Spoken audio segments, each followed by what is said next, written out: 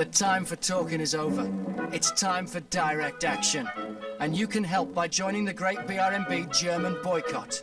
The backlash has already started. With 50,000 jobs at risk, Birmingham has declared war on Germany.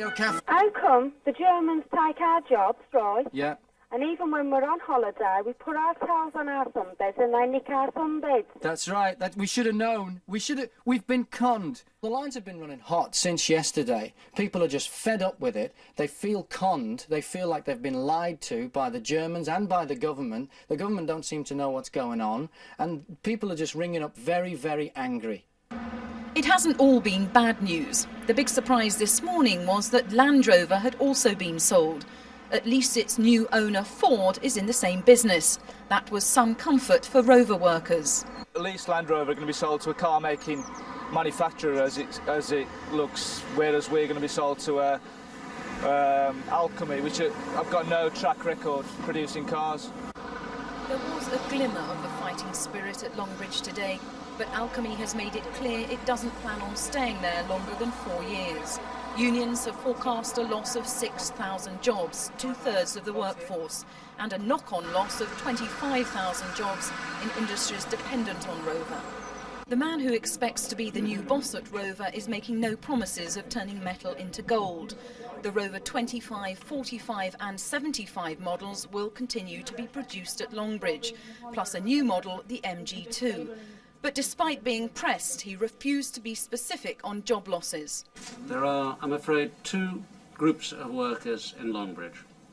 There are people who are going to lose their jobs, which is bitterly to be regretted, but inevitable. There's another group of workers in Longbridge who are about to get a great opportunity. They're going to participate in a business that's going to be growing. They're not going to be staring over their shoulders at redundancy.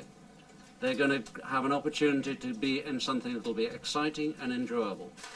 Exciting and enjoyable, not according to the man who helped seal the original sale of Rover to BMW. Because I doubt very much that they could be anywhere a sort of high-volume manufacturer. Do you expect them to stay there long? No. I don't expect them to stay there long. Venture capitalists don't. The nature of venture capital is that they don't stay there long. 1 year, 2 years? Maybe a couple of years at the most. Stephen Byers came to Longbridge today. He announced the £150 million the government had offered BMW will now be spent on other projects in the West Midlands. A task force will be set up to assess the impact of any reduction at Longbridge.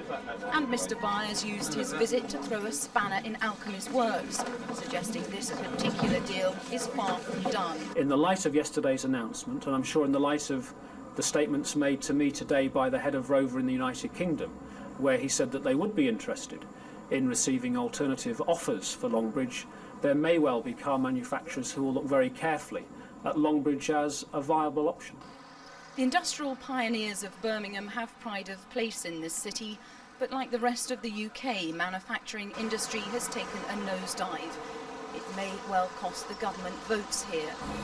The new task force is due to meet for the first time tomorrow. Stephen Byers has confirmed he'll be there. But at this stage, the long-term future of Longbridge still looks bleak.